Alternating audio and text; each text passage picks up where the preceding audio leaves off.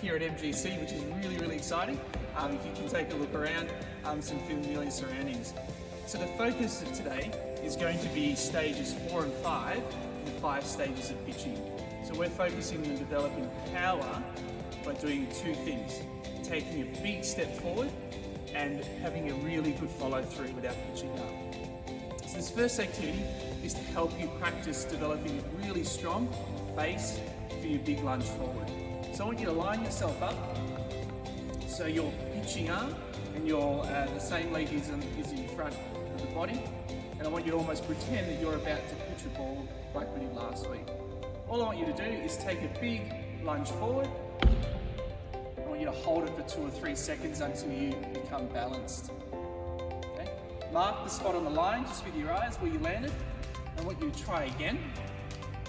This time, I want you to see if you can beat that spot on the ground. So I was round about that blue line. I'm going to take a big lunge forward, hold it for 3 seconds, nice and balanced. I'm going to mark it on the ground with my eyes. I'm going to see if I can beat it. Third go. 1, 2, 3, big one. There we go, I was probably a couple of centimetres ahead. The reason why I want you to practice that, stage 4 of the pitching, after you're forward and back and wind up, the power of your pitching comes from this big lunge forward. See if you can give that a go.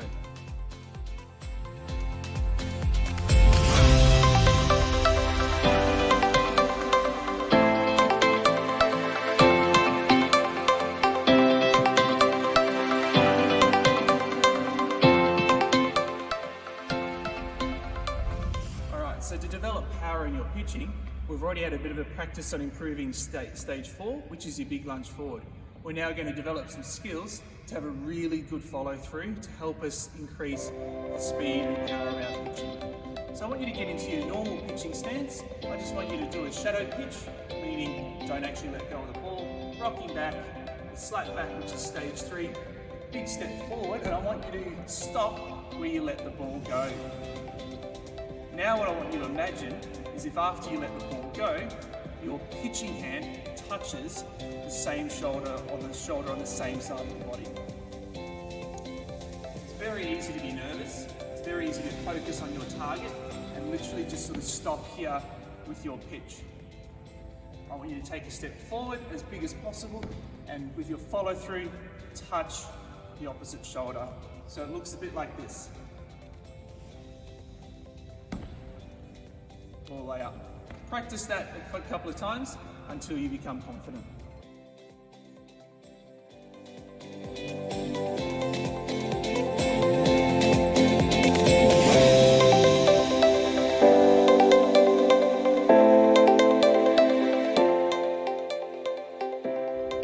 Alright, now's the time to combine what we've learned with stage 4 and 5 into a really powerful pitch.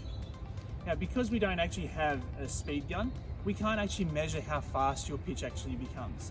So what we're going to do, we're going to use the distance that you can pitch as kind of like an indicator of how much power you have in your pitch. So for this one, whether you've got a ball or a sock or whatever, find a spot more than likely outside of the house now, whether it's at your local park, whether it's out on the street, whether it's in the backyard. And now I want you to see how far you can actually pitch the ball. So to do that, just find any line on the ground or put a stick or a marker down on the ground, because you need to measure it from there. So similar to the softball or the baseball throw for the fitness testing, we're seeing how far we can actually get the ball away from us. So lining up with your foot on the line,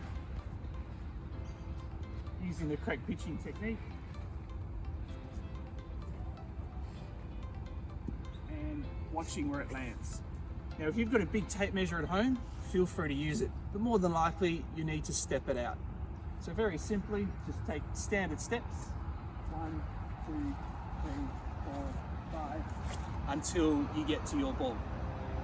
Have another go and see if you can beat your record. You might not even need to measure each time. You can put things out like rocks or sticks where the ball lands. Have 5 goes at this and record your results.